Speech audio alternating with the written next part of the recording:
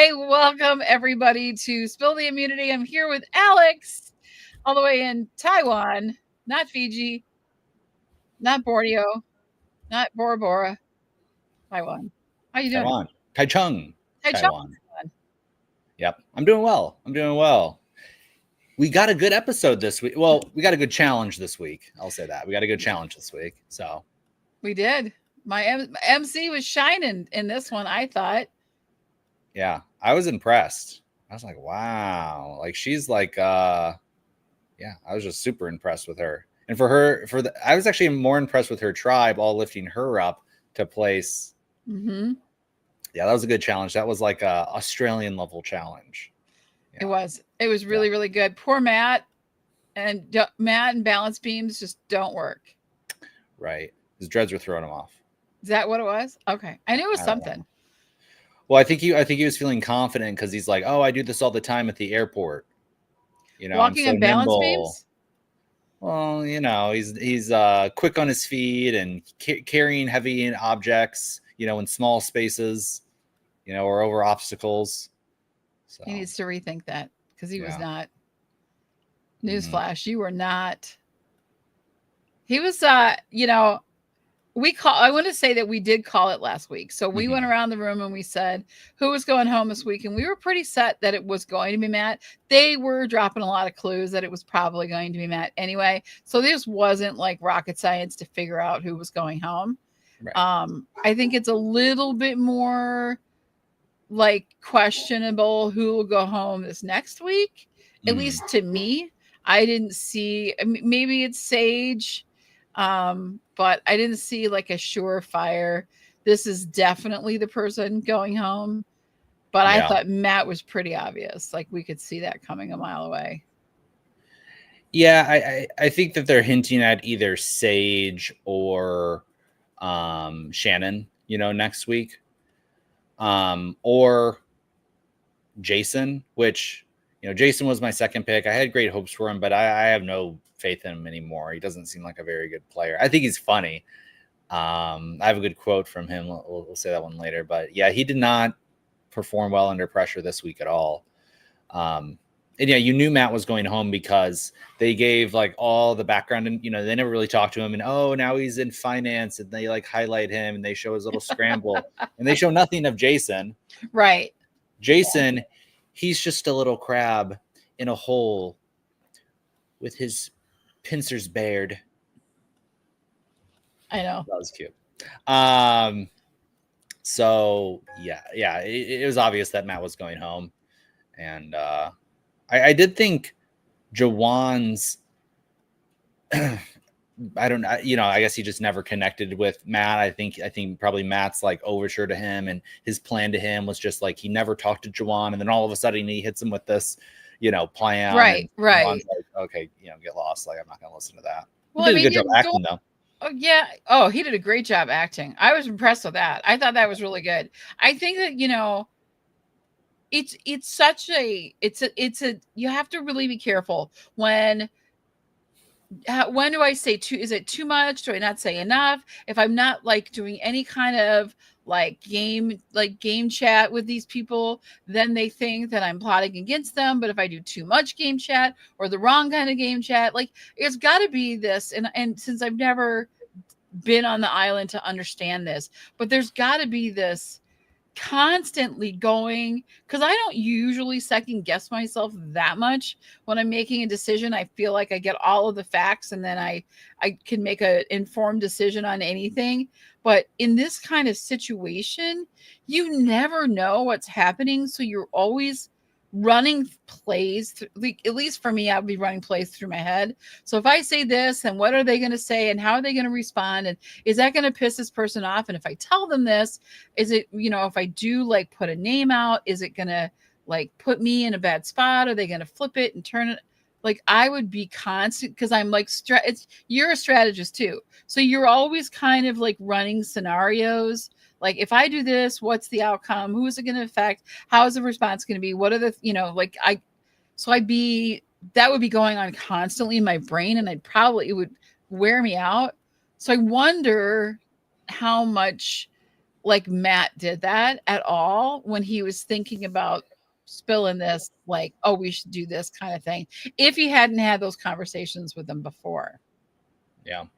I thought he should have done something like fake a hidden immunity idol, because he's coming from the Hina beach. Jason wouldn't really know. I guess Jason. Wait, so on Hina, did they find an idol? Maybe not. I actually don't think they did on Hina. I don't think so. So yeah, I think you should have like faked it out or done like a live tribal, mixed it up or really caused chaos. So I thought that wasn't very, not very strong. He didn't really put up much of a fight. Well, you have to remember, nobody had been to tribal except for Sophie and Alex. Right. So like these guys, Sophie was the only one that kind of knew tribals when they went. Everyone else, this was their very first time being a tribal and understanding the dynamics and how things work, kind of, and when to say to, like, it just was to me, that was just really interesting because there was so much newness, even though we'd already seen these tribals. We knew, like, it just was their first time. They were still getting fire. When I heard Jeff say that this is the ritual at tribal council, fire is your life, and when your flame goes out, you know what I mean? Like, it was, he said that once in the beginning, and then he hasn't said it, and now we hear it again. And to me, that's always an interesting, like, situation when they do that. When you see somebody that comes and they haven't been to tribals yet, but this was like everybody there except for Sophie. Yeah. That's always like a goosebump moment. Yeah. It's like, because you get, because it's like tradition, right? It's like what you're waiting to hear that kind it's like thing. First night at summer camp when you walk in and you're all around the campfire, and they initiate you into the well, recap the episode a little bit here. Starts off, they just do a quick recap on Alex and Sophie B, and okay, and then they go, and we have shoes. Oh, what was that? Oh yeah, they get hit by the waves at night. Like, the ghost of Jake has come to the beach and stolen a single shoe. It was an ode to snake. Jake. He grabbed it and then pulled it. The snake grabbed it and pulled it. Yep. That evil snake. Yeah. Well, don't they know you shouldn't sleep below the vegetation line on the beach? They do not know that. They don't know that. They do know. They do that now. That was funny. Why were they even doing that? That's what I didn't. Anyway. Yeah. So the first. Yeah, it's weird. So then they go and they have a fake challenge set up. Jeff says that's called a survivor fake out. Uncle Jay, come on now, Uncle Jay. Yeah. I'm like, okay, that's. Yeah, what do we think about that? Because that was weird. The whole thing felt a little weird, and I really I was like, where are we going to see a bag of rice moment? Because I thought something fun was good. Uncle Jay was going to bring some of the crazy fun to the game, and it was just a Survivor production fake out. Built the whole set. We built a whole set because we needed to keep the guys busy. Maybe they were gonna do that challenge, but since Jake went home, right. So they just had that set left over, and they needed a place to shoot. Also want to mention he called it a Survivor tribe switch, not a tribe swap. From my recollection, has always been a tribe swap, not a tribe switch. Did he really? Yeah. I didn't catch that. I usually catch things like that.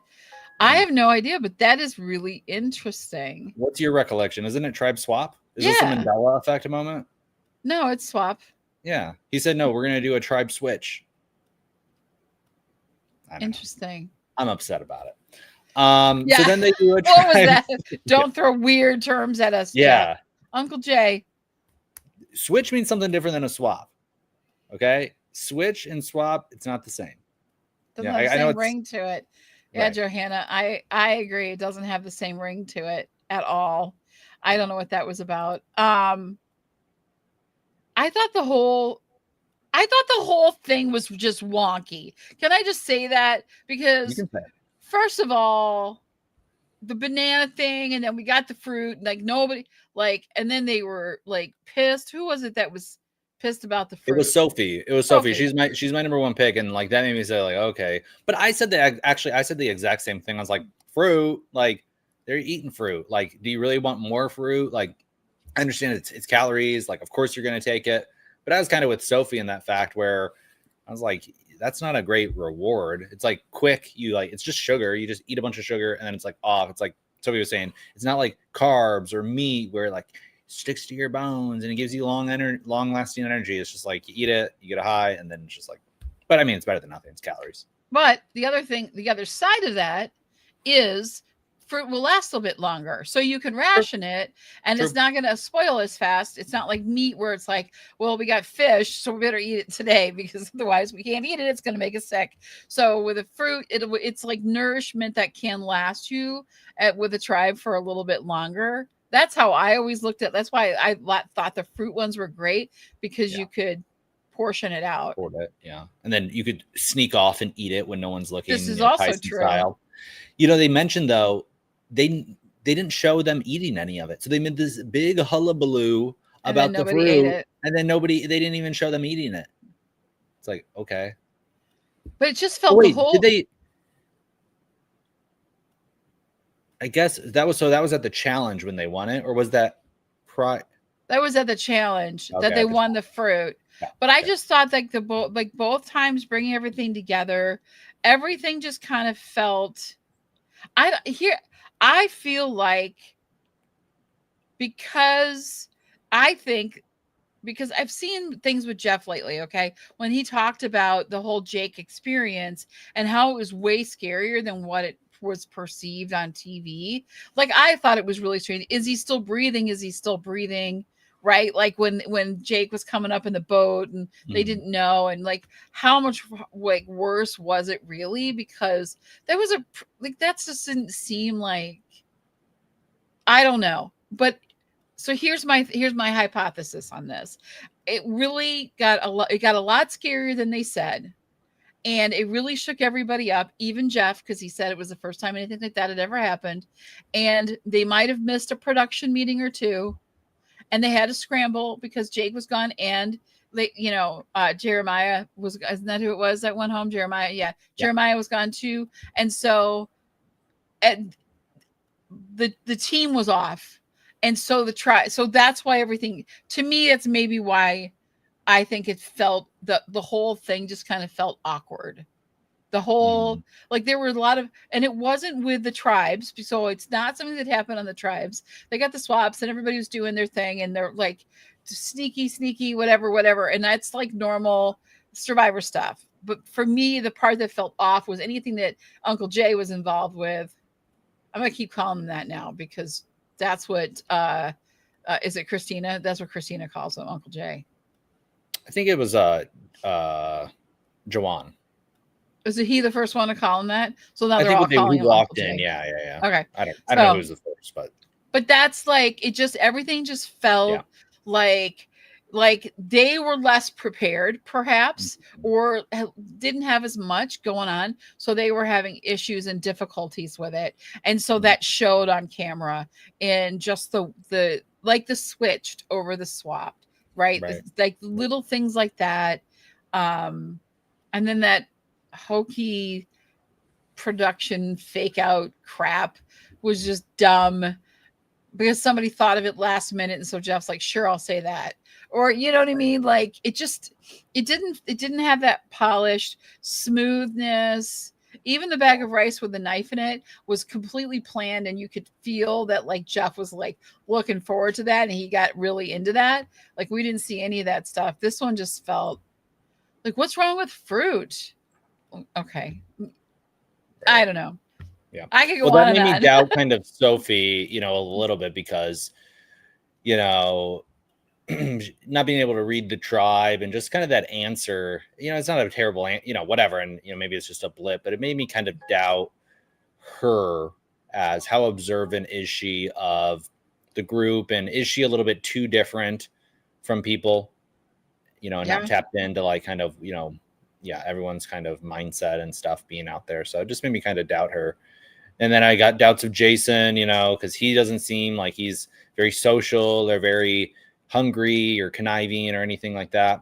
And then I really had a lot of doubts about Nate too. I just think Nate, I just don't think he's, you know, very, you know, you saw a moment where he connected with Sophie B, you know, about his kids and stuff, but he just doesn't seem very in the game. He doesn't seem like a strategist, really. He doesn't seem to have like a lot of hunger too. But you look at, I think, Savannah, like right now, I'm really seeing Savannah as like the winner. She kind of has a winner look to her. Yep. You see her and Rizzo are strategizing and they seem to be in the driver's seat. They have Nate, who's like definitely the number 3 of their number 2. They're really driving it.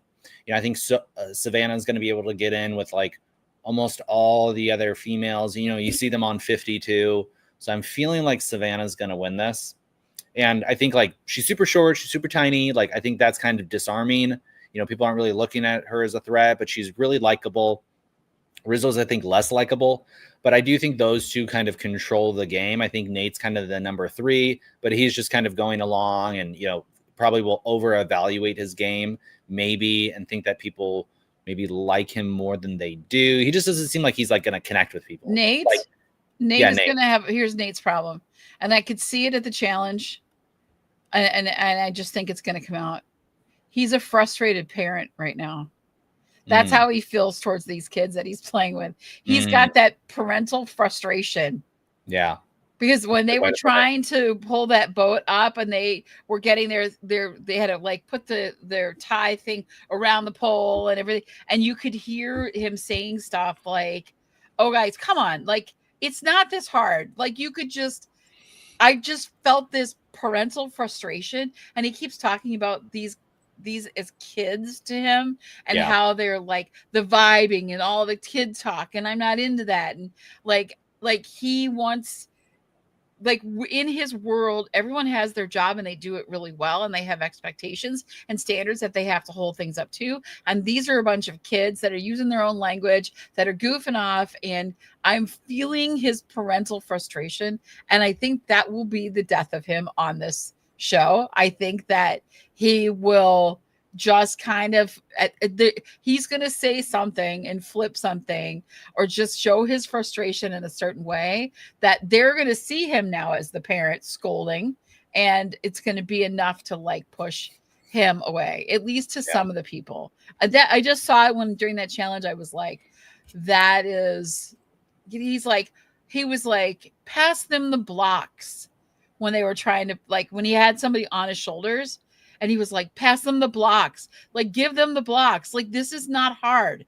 I'm asking a simple thing here, which is my mode that I go into when I'm working with my own kids, right? I'm like, this is not difficult. Right. You will do this. That's a good sense, honestly. Because he, like, that's what I'm saying. Like, he doesn't seem like he's having fun. Doesn't really seem like he wants to be there that much. He's definitely not connecting with people. And if you look at all the previous winners from like all the previous seasons, they've all been relatively young, right? You haven't had like, you know, somebody who was the older person in the tribe win. It's been all these really young people: Rachel, Dee, Kyle, Kenzie. Yeah, you know, these are all super young, bubbly. You know, it's this archetype. You know, somebody was saying like Survivor's giving like corporate retreat vibe. Okay. So yeah, I'm just seeing Savannah as like kind of fitting into that same mold as a Kenzie. You know, Dad Dave is only on day 4 of a week long family vacation. He's about to erupt. Yeah, that's kind of what it's like when he's at tribal. He's just kind of like sitting there, you know, like chaperoning. I'll stop this car right now. You know, yes, I will stop this car and turn it around right now if you don't get back in your seats and shut up. That's how I feel with him. I just feel like he's just kind of, anyway. Nate is smart enough to be aware that he needs to conform to the vibes, which he said himself, but it's like, how long can he maintain the charade before he blows it? Yeah. That's exactly it. We started to see little bits of it. I could see it in his face, his tone, when he was like, just pass them the blocks. Like, so anyway. Well, that's what I'm seeing. And Nate. like I said, I feel like Savannah is getting kind of a winner's edit. Rizzo is, I think, going to be kind of the bombastic, tagline. But I think Rizzo could win in the end because he has this story. But I just don't. And who knows what, Rizzo has an idol. That was one of the things on this episode is, well, Rizzo actually didn't really, I guess he did find it, but Savannah was like, hey, we should look right now, right? She had that sense to say, let's look for your idol right now. And then they handed it off to Rizzo. And I think Jawan was in on that, I believe, too, while they were looking. Yeah, I think so. He was doing the keeping watch. Yeah, he was keeping watch. So then Nate hands it over to Rizzo. Rizzo goes out and finds it. So, they're working well as a unit. I do think Jawan's going to kind of attach to them. I think Jawan probably will down the line try to do something else outside of that, and they'll get wind of it and get them off. Can we point out that Brandon's in the audience and he's not here with us today? Brandon, we miss you. We do miss you. I did a summit yesterday, Brandon, for 4.5 hours, 5 hours. Alex was there. He stayed up till 4 a.m., but I did a tribute to you, Brandon. I actually had to do an introduction for a couple people. And so I used props. I just want to point out the fact that your influence is rubbing off on me, and I was using props. Didn't bring them today because I had to rush here from a doctor appointment, but all good. I was going to bring bananas and potatoes and vodka, which would have been a great combination. But I didn't. We miss you, Brandon. Yeah, type in the chat something, Brandon. We need some humor. We need your take on this episode. And sorry, and we know why you're really gone, Brandon. It's because your team is looking pretty depleted. We see unfortunately. Yeah. But I was telling Bree, Brandon, you're in luck because you have the winner on your team, Savannah. I think if Brandon gets the winner twice in a row, he's kicked out the pot. No, I guess he's like, I don't know. He gets some sort of award. Miss y'all too. I'm in Dad Brandon for the next. Okay. Yeah. I'm about to erupt, he says. I totally feel you. We don't have a whole week break, but it's a 3-day, they call it MEA, which I don't even know what that stands for, but school's not in session for Wednesday, Thursday, Friday of this week. So I'm sure a lot of the parents are understanding your point of view. Had a snake bite, so I could leave this comment contest. Yep, that's the truth. And lost your shoe at the same time. I want to talk about too the other tribe. So what is it? Kele? How do you say it? Oh yeah, I don't know. I can't keep track of these tribes anymore. Ina and the other one, the blue one, yellow and blue. So we got the blue tribe. Yep. Which is Shannon and Sage, who were on Uli, and then you have Sophie, Steven, Christina, MC, and Alex. And it was interesting, Alex is super relieved, to not be on a, and we'll see what he can do. Got Flint, got Fire, yeah, eating. It was interesting to see Christina and Shannon connecting so much. I wouldn't have really thought that to be the case, but they're both super. I mean, Christina's super bubbly. Oh yeah, I love her. Right, she's I like her too. She's super likable, really friendly face, nice smile, and they really connected. So I thought that was interesting. And it's interesting too, how Sage, like I think they're trying to paint Sage as like this weird person. And I mean, the blackheads thing, that's weird. And she even said, hey, if you want to think I'm gross and judge me, okay, I'll judge you on that. But like, she seems very normal, actually. And like, she has a good head on her shoulders. I mean, she's not that wacky. I think maybe she likes to be a little bit wackier than, she seems very normal. She seems to like kind of understand things. She's got an interesting kind of look about her. And maybe that adds to kind of like this perception that she's, and I think maybe maybe she feels weirder than she really is type of thing. I think she puts herself in that position more than others would. Yeah.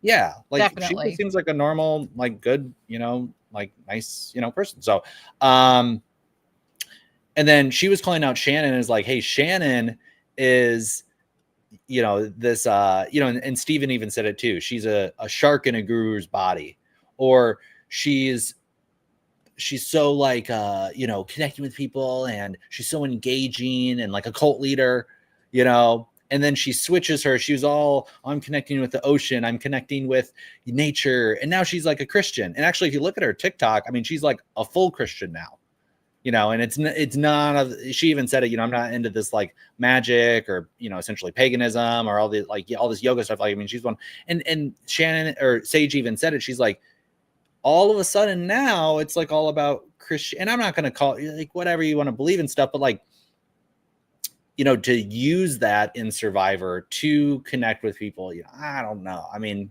it happens all the time, but I just thought, and Sage would know because she was on both tribes, and she's the only one to see that transition with Shannon, right? For her to be on one tribe, and then when she said basically the spirituality or her faith, meaning her Christian beliefs, are being receptive over here, and now she's talking about them all the time, right? And I don't think you actually even see a lot of, I think you saw it on old school Survivor a lot more like religion, and a lot more kind of people connecting on their Christianity and stuff, which it's fine to do, but I just thought it was kind of interesting. You don't really see that much anymore in Survivor. You don't get like evangelicals or people who every time they're talking, it's I'm a Christian and stuff like that, you know what I mean? Unless it's like Brandon Hansen. Yeah, exactly. But and what a fine example.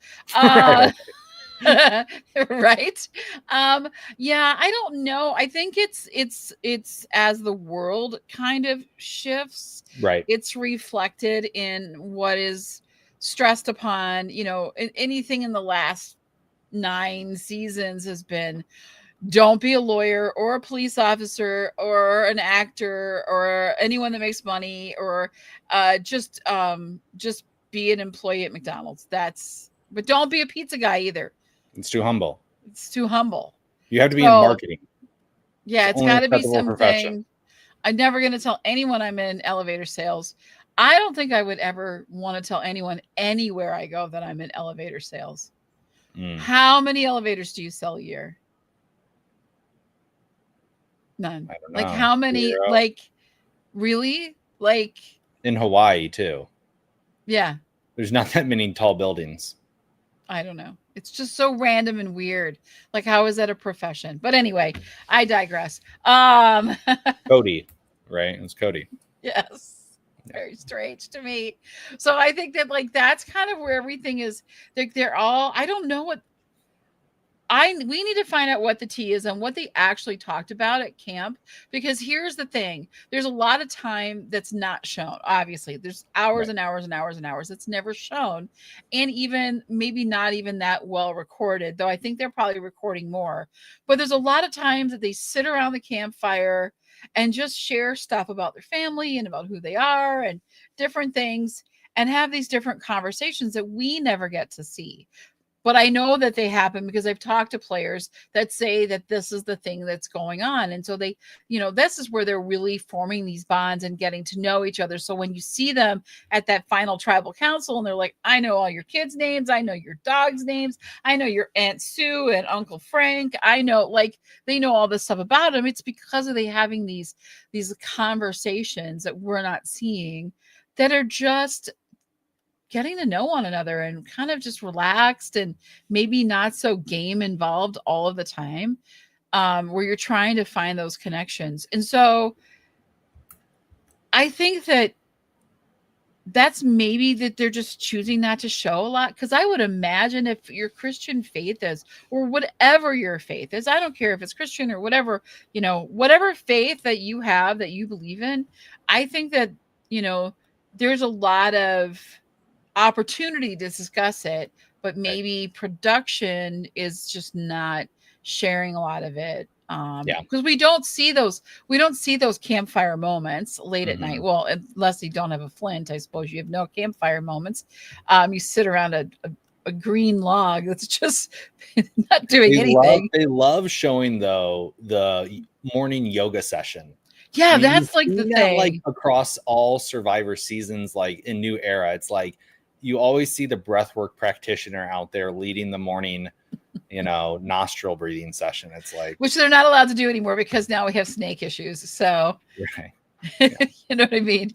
So Yeah. they may not be doing all of that Well, stuff, but what you're saying there about like the knowing stuff about people, I think if you do see Savannah go to the end with somebody like Rizzo, she was saying, I'm use my interviewing skills, you know, to like get that out of Matt. Nobody else asked Matt.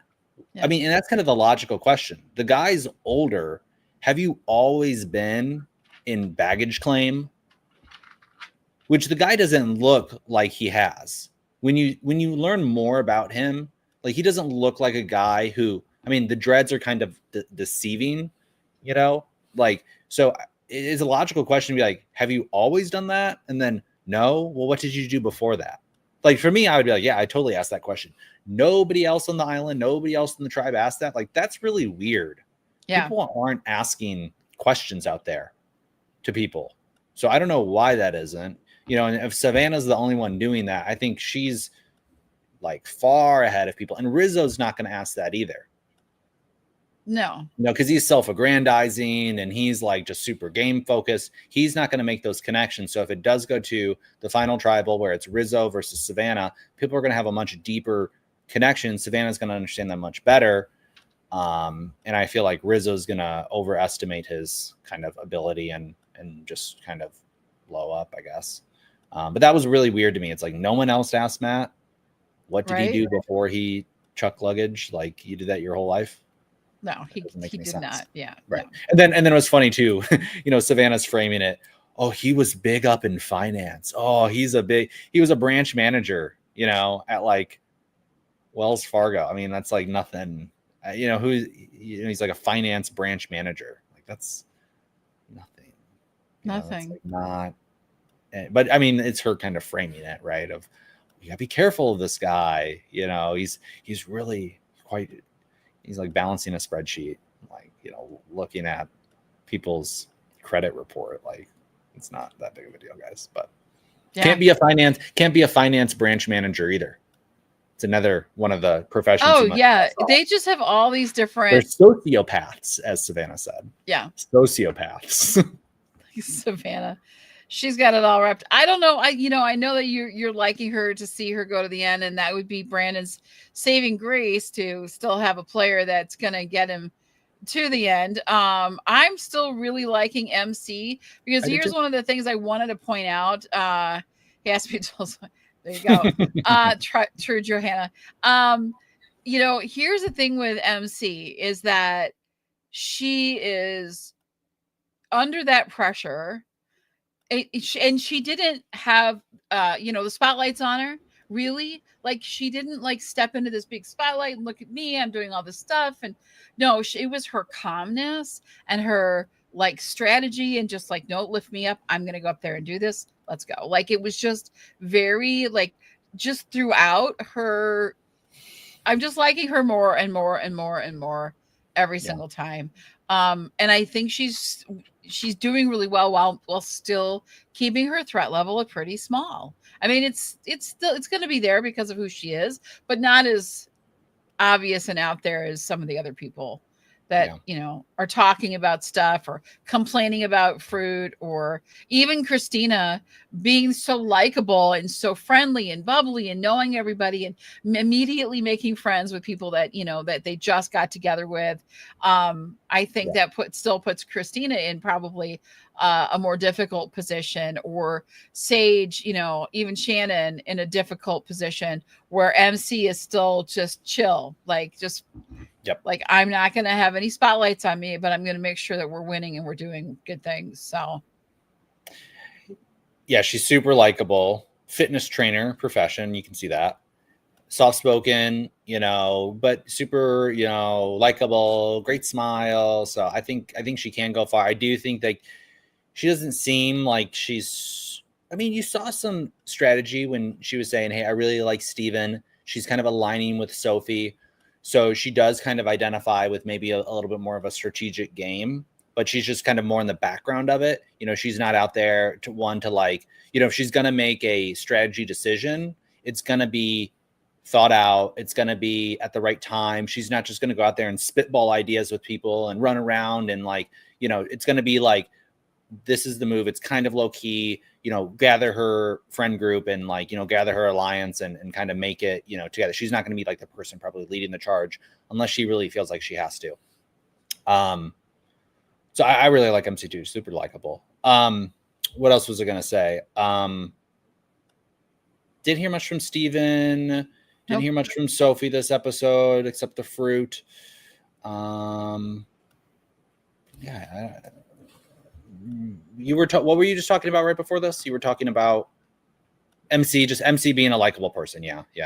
I think she's likable, but in a non-threatening way. She's not too much. She's not too little. She's finding that groove, that place to be where she can help her team win without putting a target on her back. She's not over, conversing with people about strategies and what's our next move and throwing names, like you had said, throwing names out there and doing all those things. She's taking it all in. She's listening. She's making her moves quietly but effectively, and just the way to me, she's doing everything that she needs to do to put her in a winning position.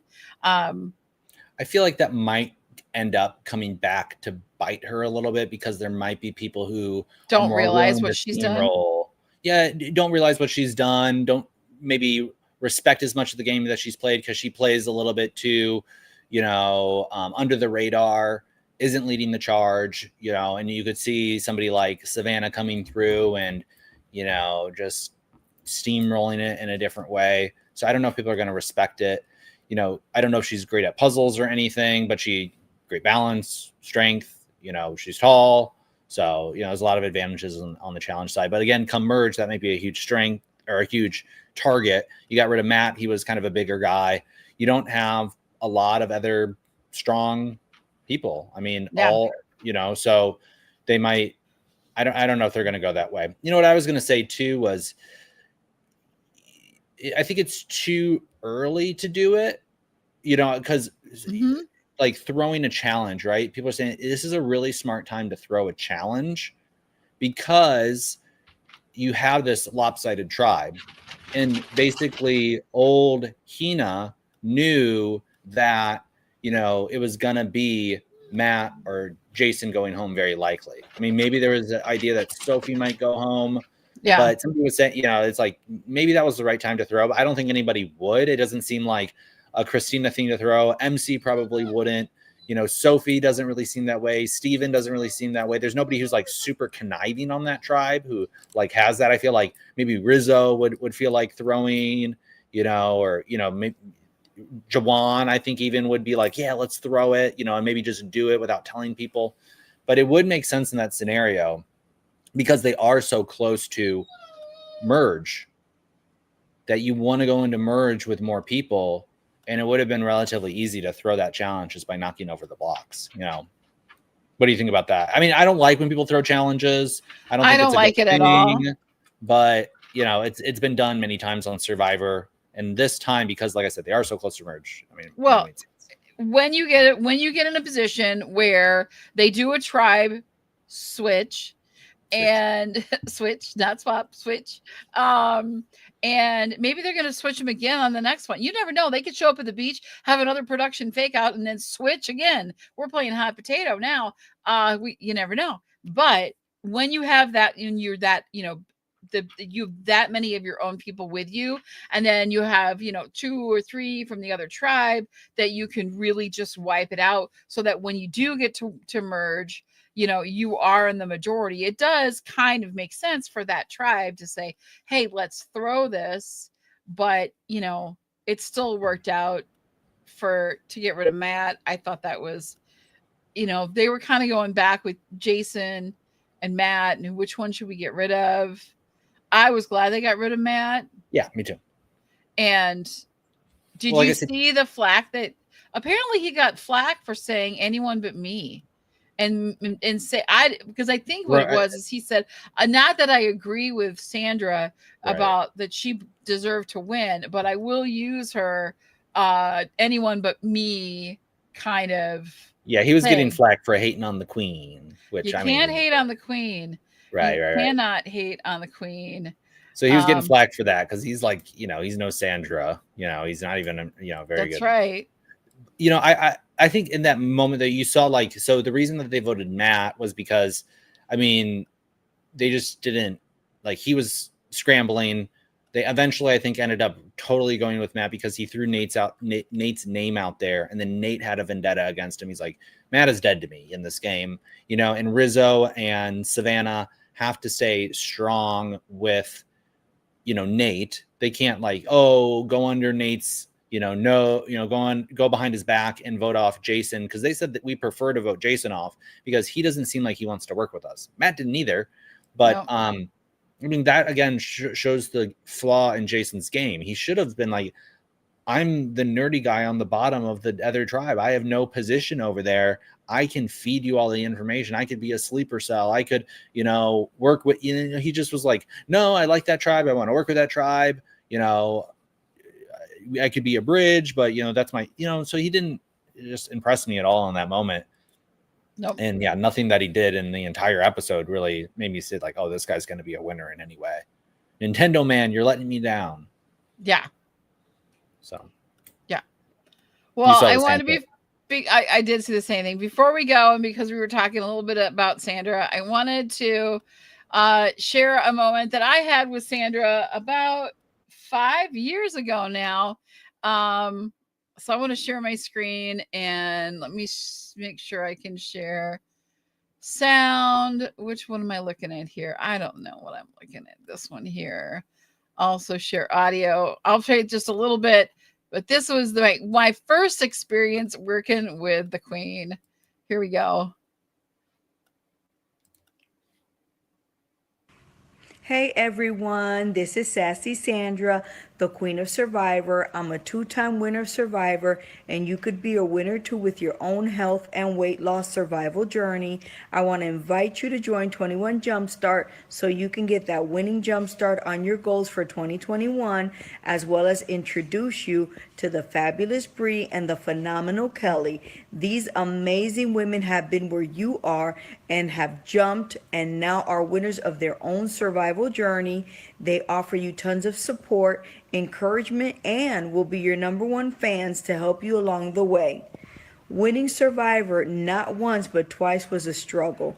I was gaining weight year after year, and now after participating in 5 seasons, I'm finally putting myself first and watching everything I eat and exercising more than ever before. My journey continues. I didn't gain it overnight, so I'm not going to lose it overnight, but I've jump-started my new life, and I'm excited to continue this journey, and I hope you can join us. So join 21 Jumpstart now. Do not hesitate. Hard work and determination pays off and will help make it easier than it looked for me winning Survivor twice. Join now and get a jump start on your goals. You got this. You can do it, and we will do it together. Queen stays queen. Adios. So there we go. I had to share that. That was a lot of fun. Sassy Sandra. That was Sassy Sandra. I got to work with her. She did a promo for me for a weight loss program that I did back in 2020. And she was so kind to make that for me. Like, I just asked her to do that, and she did that. So that was really, really cool. She probably costs a lot of money to do that now. She is. So, and I'd like to hear that she put a little story in there. Otherwise, you can tell it was scripted, but it was just a lot of fun. So I don't care, Matt. You shouldn't be hating on my favorite player. It is what it is. But who's going home this week? We got to make a pick, and then we got to head out the door. Next episode, I'm feeling like it's gonna be Jason. I mean, it's either gonna be Jason or I think it's gonna be Sophie. Or, I'm sorry, not Sophie. Sage. Which one? Sage. I think it's gonna be Sage. Sage. Yeah, I think it's gonna either be Jason. I mean, it depends who loses, right? It's gonna be Sage. I mean, they're trying to kind of fake like, oh, there's this. It could be Savannah, but she's gonna be covered by Christina, and I think Savannah is well liked. I'm sorry. Not Savannah. Shannon is covered by Christina. Got a lot of S's. We got We have two a lot. Sophies, Yeah, there's a lot. There's Shannon, two Sophies, Savannah. Yeah. a Sage, Sage. Sophie, Savannah, Shannon, Sage, Steven. Steven. Okay, that's enough. Next Okay. season, we're choosing a different letter of the alphabet. Yeah, I have to agree. I think it's going to be Sage. I think Jason actually maybe makes it through this, and the reason I say that is, I think Jason will. I think they're going to be a puzzle, and he's going to shine, and they're going to keep him around Yes. long enough because nobody else has that capability, and they're, Matt, I could see why he was gone, because if he was there for strength and agility and ability, he didn't have it. He was, fumbling, and not that it cost them anything, but they did lose their advantage that they did have. And so, yeah, I think that if Jason can get a puzzle where he saves his tribe, that's going to keep him going for a little while, because they're going to see him as a possible, like, just keeping them from going to tribal. But Sage, I think, I just think it's her awkwardness with people that's going to be her undoing. And they're definitely foreshadowing that a lot as well. So, well, she doesn't kind of get in people's personal space. Like, you're being corrected in the chat. Shannon. She's like, Shannon. Johanna says, Shannon. Yes. Shannon will invade people's personal space, which is good. You want to enter into people's personal space. It builds trust. If you're too far away from people, if you're too kind of standoffish and you're afraid of that, you're not going to build a close connection. I mean, when Shannon and Christina were talking on the beach, they were like, their faces were like together. I mean, they were like leaning in, laying down, like every time I see Sage, she's like very separate from the group, and she just kind of has that awkward, like, but I think she puts herself in that position. I think that is all on her and stuff like that. All right, well, we're going to wrap things up. We will see you next week. Brandon, come back to us. We can't wait to see you again, and give us your predictions in the chat. We would love to see that as well. Thanks for watching.